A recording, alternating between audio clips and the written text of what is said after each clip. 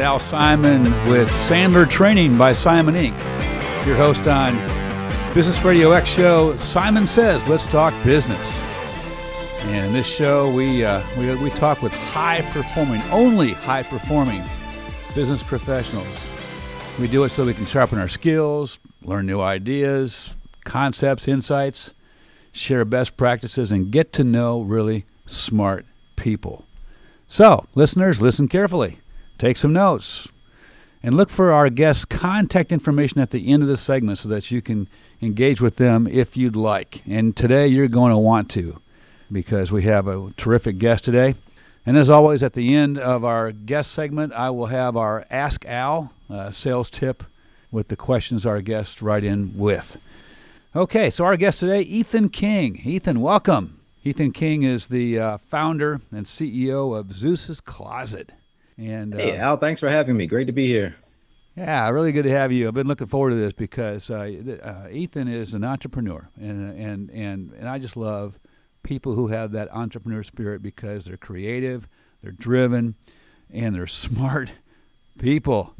And so Zeus's Closet is your business, Ethan, or at least one of them. But you really want to talk about the lessons you've learned over your 17 years of entrepreneurship. Isn't that right? Sure, yeah. I want to do whatever I can do to deliver the most value to your listeners. So, you lead the way, Al. You are the Sherpa here. Whatever you want to talk about my background or my bio, if you want to share that with your listeners. Yeah. Well, we can do some of that. I want to get your insights going, and but you raised a good question. So you've been an entrepreneur for 17 years, but how did you get there? What's the backstory and all that? Yeah, that's fantastic. And that actually leads into my first point, is that your story is really the soul of your logo. Like, a lot of times people think about a logo being a shape or a drawing, whatever, but it's really, your brand is really the essence of you, especially as a small business.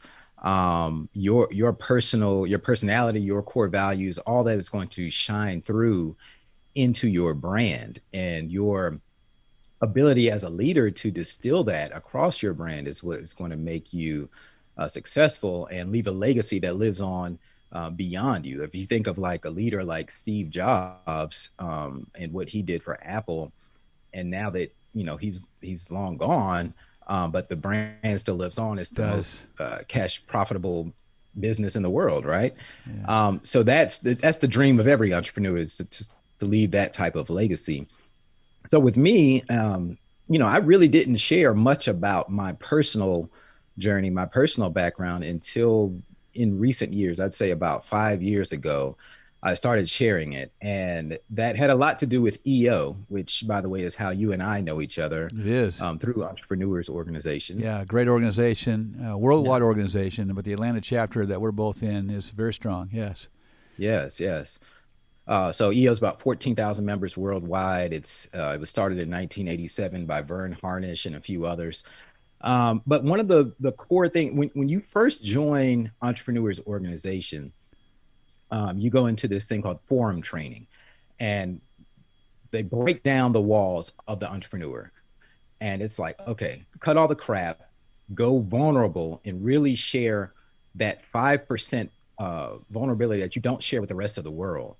And that maybe you don't feel comfortable sharing it with your employees, your spouse, but what's really bothering you, what's really eating at you, and you can feel free to share it here because it's a safe space.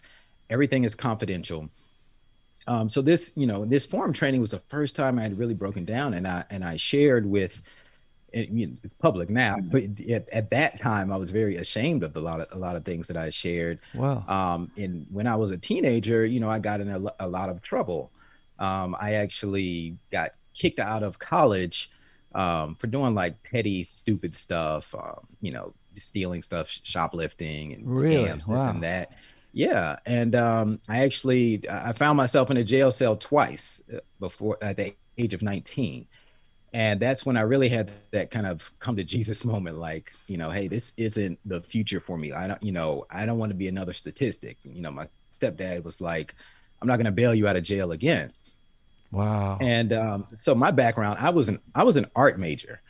growing up, I was into drawing and painting, and my parents naturally said to me, "Hey, you're not going to make any money as an artist. Artists don't really make any real money until after they're dead, and you want to make money while you're still living." So, There's some so advice. Yeah. yeah, sound advice.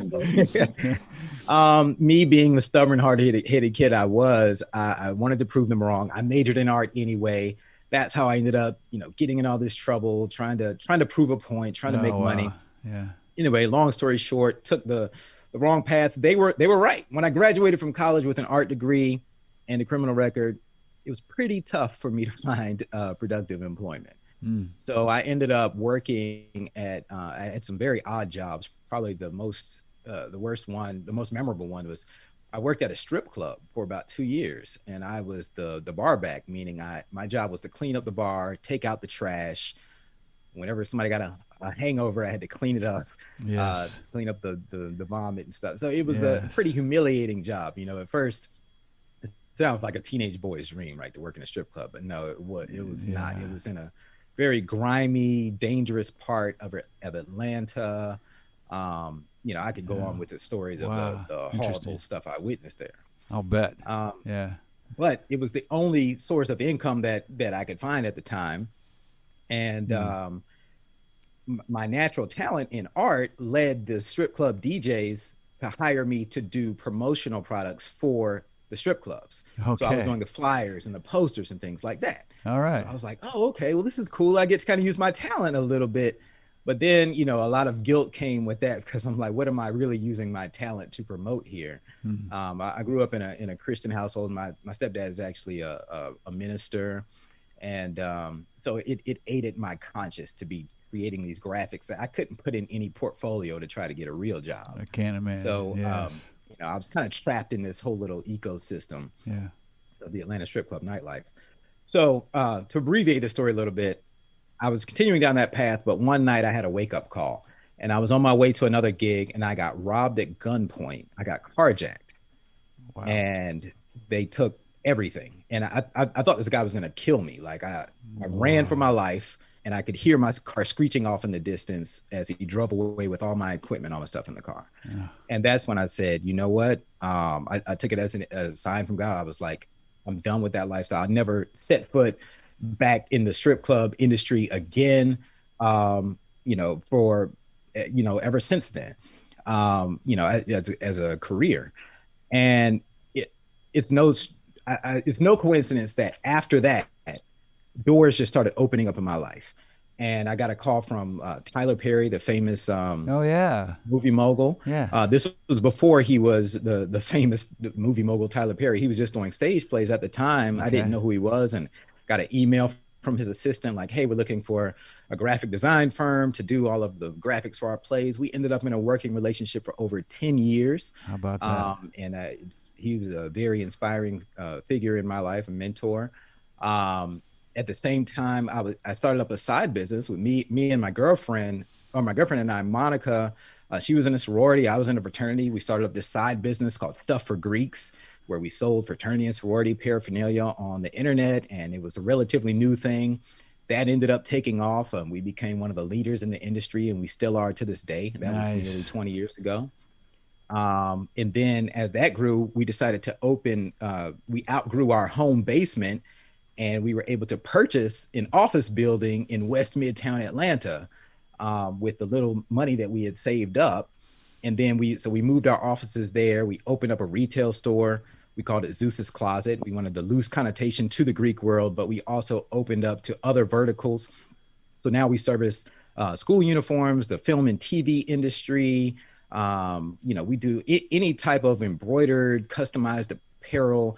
Our core or distinguishing factor is that we do advanced design. Everything is done in-house. So we can do as fast as same-day service. We have very low or no minimums even for most of our products. So we're able to serve a market that most of our competitors can't serve when they're like, well, you got to have a minimum of 36 pieces and it'll be at least 2 weeks.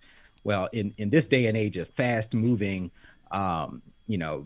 everything, and you have smaller businesses, you have a lot more startups now, especially in the era of, post-COVID era, you have a lot of work from home type things, and people don't need 36 uniforms, 100 uniforms. It's like, hey, I need to outfit me and my wife or our 5 people here, and we got a trade show tomorrow. So we're able to service that market with fast turnaround times, advanced design, and very low minimums. Well, let me stop for a second. So this is interesting because the talent, the skills, the drive was always there. It's just that you were trapped in this ecosystem and habits that were not productive. Right. But then you made a decision to change. Right. And your businesses and your career took off. Yeah. That is an amazing story. And when you put it that way, it's the same. We're given, the same tool set or the same deck of the same cards in our hand, and it's about arranging them a certain way and playing them in a certain way, right? Yes. And if you don't play it the right way, then your life can go in a completely different direction. My life, could have headed in a completely different trajectory had I not made that decision to change my direction. That is so. All right, so this is key because our listeners, I bet there's a whole bunch of people out there who wish their career was not what it is right now. Mm-hmm. And they're wondering, should I go back to school? Should I go to trade school? What should I do? But it starts with a decision, right? It starts with a decision to change your life. Mm-hmm. Mm-hmm. It does. And what I would tell someone who's feeling that way, I think we all kind of feel that way from time to time, especially if you've been doing the same thing for a long time. You start to ask yourself, is there more to life? And what am I missing here? What possibilities am I not exploring? And, I'm a big believer that you can really have it all in a sense, if you do it in a certain way. Yeah. And my tendency is to follow, like really listen to what the universe is trying to tell you by the questions people ask you. Like in my business Stuff for Greeks, people were trying to hand us money. So at first we started out as just graphic design for Greeks. I didn't know how to do any type of clothing. I didn't even know what it was called. I'm like, how do you get a jacket made? I guess you go take it to a seamstress or something. And we would design jackets for people and say, you go get them made somewhere. We don't do that. And people say, yeah, no, I want you to make my jacket. I want you to just do the whole thing. And I'm like, I don't know how to make jackets. I can't help you. And eventually enough people asked, and I said, you know what? I'll just say, yeah, okay, yeah, we'll do it. And I'll never forget, this girl paid us $200 to make her jacket, and we didn't have a clue how to do it. Wow. but now, and that's how I operate is, once you pay me money, I'm going to fulfill. I'm going to over deliver. That's one of our core values. So I had to figure out how to make this girl's jacket and deliver on the promise. So and this is how long ago it was, we had to open up the phone book and flip through and figure out, embroidery, maybe that's what it's called. And we found a company and we showed them examples like, can you make this? And they said, yeah. And, they made like little league football uniforms or baseball uniforms and stuff, but they were like, yeah, we can make that. So they made it, we marked up the price a little bit. So we fulfilled the girl's order, and that's how we got started early out in business. And a business model was born. And eventually we got our own machinery and brought it in-house and hired staff and so forth. But that's how a pivot works. In my mind. So if you're thinking about a pivot, listen to what's out there and find what's in alignment with what you enjoy doing and what the market wants and will pay for. And then that third thing, this, and you probably heard this before, that hedgehog is that third part is what makes your part unique, what makes your offering unique. Yes. So those three things, what you're interested in, what the market will pay for, and your own unique twist on it. And that when you find that sweet spot, that is when you will make the money and make the impact and do what you enjoy doing in life. Excellent stuff. Now, you gave me some one-liners here that you're going to explain to our listeners, and I'm interested in learning what these things are. Like one of the things you said was, you can share with us the real secret to giving the most memorable business gifts. Yeah. All right, so what's the secret?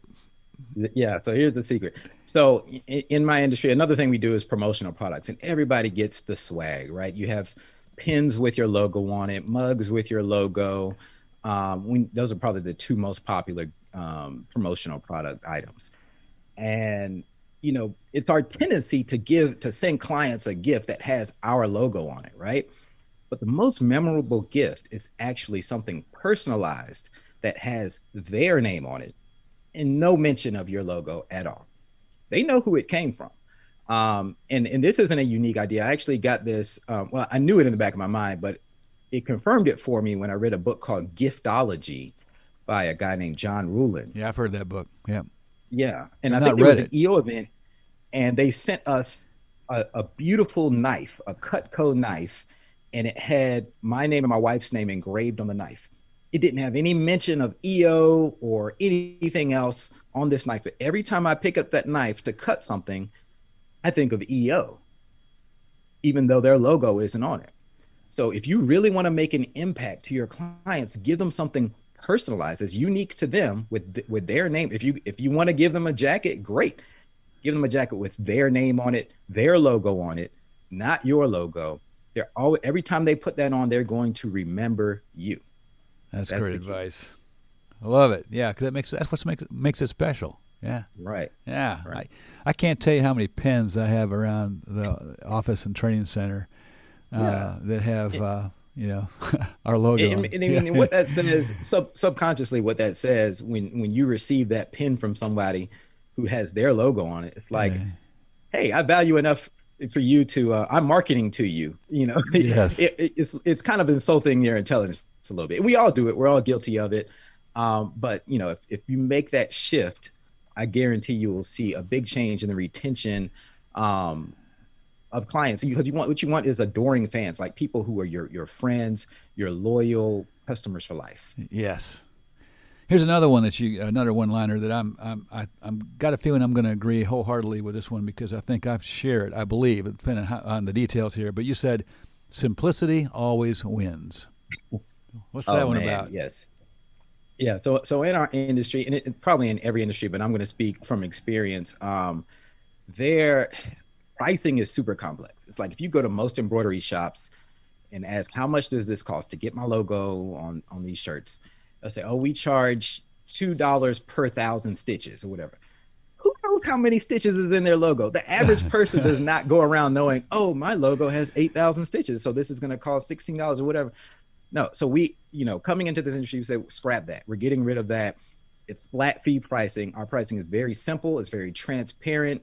It's on our website. You can calculate it yourself. It's easy to figure out.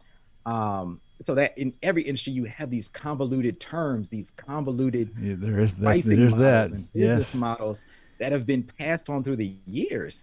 And I challenge you to just stop and look at it and be like, why? Why is it this way?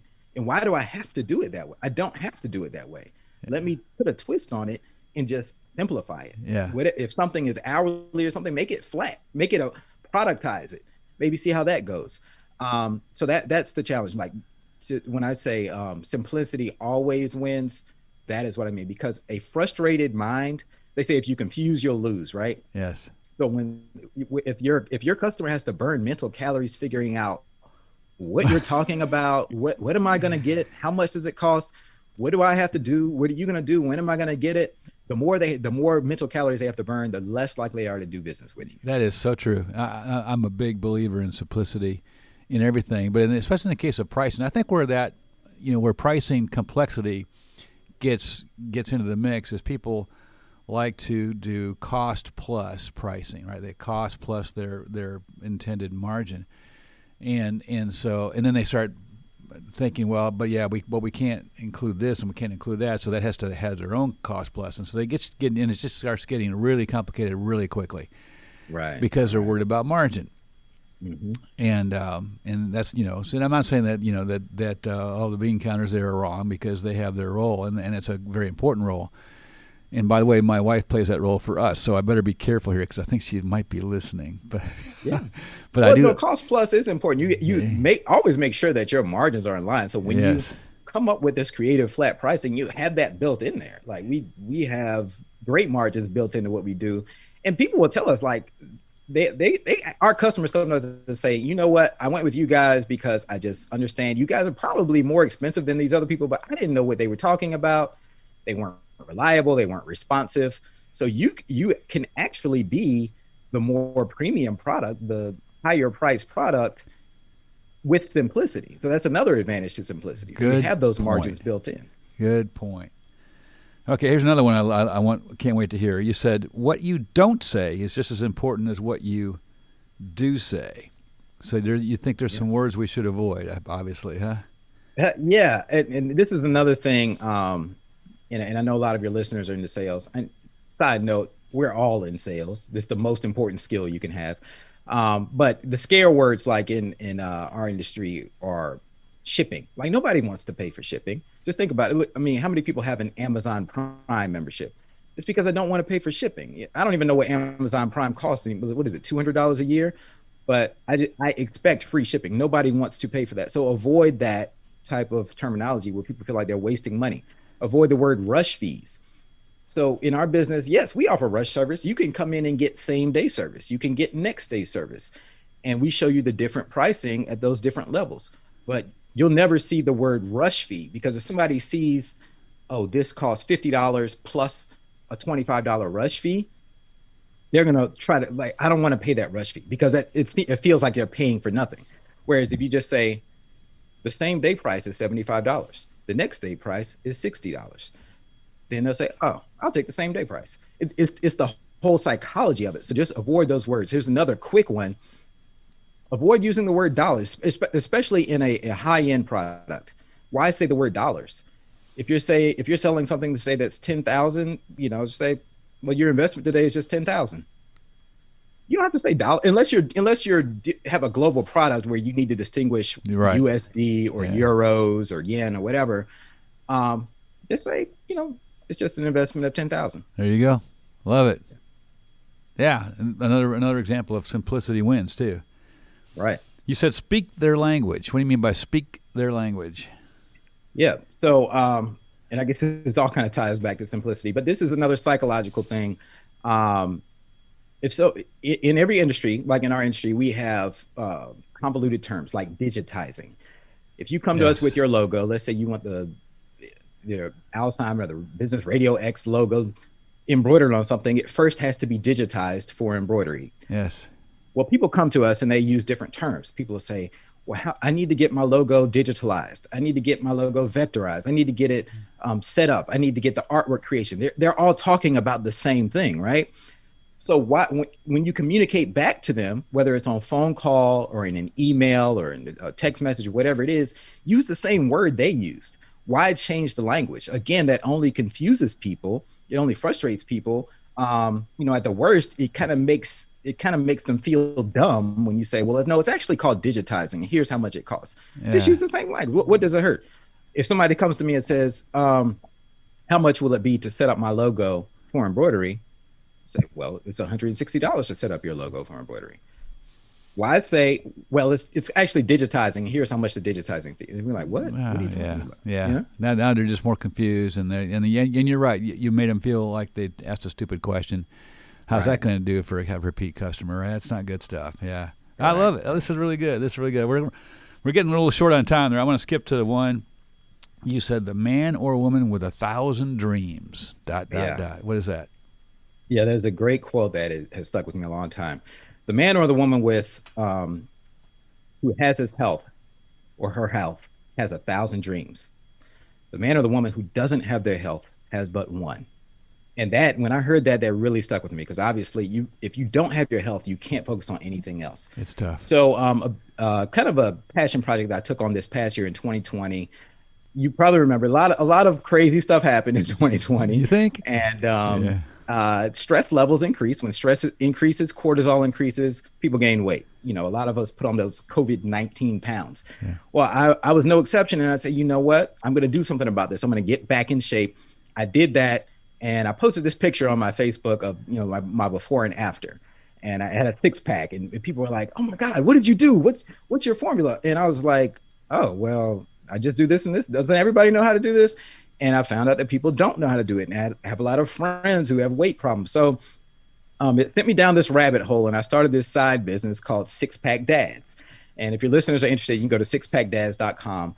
It's a 6-week challenge, and it's more than just a fitness challenge. There's a lot of the mindset, the mental, the sleep, the mindfulness, everything that goes into it, plus the workout, the diet, the nutrition. My exact formula that I use to keep a six pack at the age of 42. And I was fortunate. I ended up on the magazine cover, Best Self Atlanta, over 40 and fabulous. I was the cover winner last year. A lot of crazy stuff happened. And I took this health pivot. I never intended to be in any type of health business. And now I am. All right. Six Pack Dads. Sixpackdads.com. Okay. And then Zeus's Closet is ZeusCloset.com, right? Zeus Closet.com. All right. So again, this is Ethan King, our guest, the founder and CEO of Zeus Closet and Six Pack Dads. And what's the best way? Is it these email or these website addresses, or what's the best way to get a hold of you for listeners wanting to get a hold of you? Those website addresses will take you to those respective businesses. If you want to follow me, just simply go to my website, ethanking.com. I have links to all the social media channels, ways to follow me. You can email me, ethan@ethanking.com. I'm not some super important guy. I actually check my email. I'll respond to it. What do you mean you're not some super important guy? Huh? You must the most important guy I've talked to today, man. Come on. Awesome. This is great. Thank you so much, Ethan, for being with us. Thank you for sharing your insights. Really good. Thank you for having me, Al. Absolutely. It's been a lot of fun. Absolutely. So, once again, this is Al Simon with Sandler Training by Simon Inc. And we do sales and sales management training and coaching. Typically, our clients are looking to us to help them to build the skill sets to be able to take care of the frustration of not having enough on their pipelines for one thing, and not closing enough deals for another, or closing deals and having a discount to do so. We work with all those kinds of issues. Plus, our clients are always looking for us to help them hire the A players. And so anyway, we have this segment we call Ask Al, and I'm getting ready to do that here, Ethan, because our listeners send in their questions on sales. And if you're listening and you have a question you want me to answer on the air, my email address is al.simon@sandler.com. al.simon@sandler.com. SANDLER. And send in your question, and in each show I pick a question to answer on the air. And here's one listener sent in. The question is, what's the biggest gotcha that you ever experienced from a sales prospect? And I have to tell you, I thought through this one for a long time, because there are several, but maybe the biggest one happened like in the first month of my sales career. 1977, yes, I'm that old. 1977, right out of college, and I was working for NCR Corporation, selling cash registers in Columbus, Georgia. This is pretty glamorous right here. This is exciting stuff. And now I remember I was downtown Columbus, and I was calling on a clothing store, a men's clothing store. And the owner of the store said, "Do you have any references for me? Do you have any references for me? And I want to talk to other clothing store owners who are using your cash registers." So, I went off to some research, and there were only a couple. And so I provided this guy with the names, phone numbers of these couple of clothing store owners. And then went back to him, I don't know, a week or so later. I don't remember anymore. It's long ago. But I remember when I went back to him, he laughed at me, Ethan. He laughed at me. He said, "You better check your own references, because these people are not happy." And I didn't get the business. And that was a real lesson right there. It was a real lesson. So let me share with you, now that I'm in the sales training and coaching business, and mostly because I've got all these bruises, these lessons, like you, Ethan. You learn lessons from mistakes, and so here's the thing: if you're going to get references, and in many cases prospects want to talk to references. Okay, think about that. Your prospects are going to talk to your customers, and you're not going to be there when they have that conversation. Think about that a minute. All right. The situation is dangerous, right? Because there are no questions that are out of bounds, and you can't really do much about the answers. Now, so here's the thing. First of all, obviously, vet the references before you give them out. Vet them. Prepare them for the call. Make sure they understand who's going to call them and why. Talk to the person that wants the references. Ask them, what kinds of questions are you going to be asking? What do you want to know? What do you hope to learn? Make sure you understand all aspects of this dynamic conversation that's going to happen without you, and then prepare your referenceable account and coach them on how to answer. For one thing for sure, I tell my clients, if I have someone call you, please don't talk about the pricing. Please don't. They'll probably ask, and it's okay to say to my prospect that the investment is significant, but use those words. The investment is significant. That's the words I want them to use. I don't want them to use numbers. I don't want them to say, "Wow, Al's really expensive," or just the investment is significant, and the word investment is key there. It implies an ROI. Because then when I go back and talk to the prospect again, we'll talk about the investment and we'll talk about the ROI. But see, that's my job as the salesperson. It's not my customer's job to tell my pricing to my prospects. You got to control that. You got to have control of that. And by the way, if there are no referenceable accounts, really in the space in which your prospect wants the references, like in the case of my gotcha, the wanted clothing store owners in Columbus, Georgia. Well, if you don't have any referenceable accounts in the vertical or in the geographic area or whatever it is, just say so. Just say so. Just say, Mike, I'm sorry, I don't have anybody currently using us in that space. Is that a problem? Can we talk about it? And have that conversation with your prospect and find some other way to allay their fears or to give them the information they were looking for that they were hoping to get from a referenceable account. So anyway, most people just fire off the names and phone numbers and email addresses and say, okay, you have at it. And they don't take the time to really do this well. And the thing, when you give out references, as I know, it can really hurt you or it can really help you, but you have a lot of control over that if you take the effort and time to do the control. So that's the sales tip of the day, the Ask Al segment, talking about how to handle reference checks, requests from prospects. So this has been Al Simon with Sandler Training by Simon Inc. on Business RadioX. Simon Says, let's talk business. Ethan, thanks for being with us, man. Thank you. It's really good Great stuff. to be here. All right, and everybody else, good selling.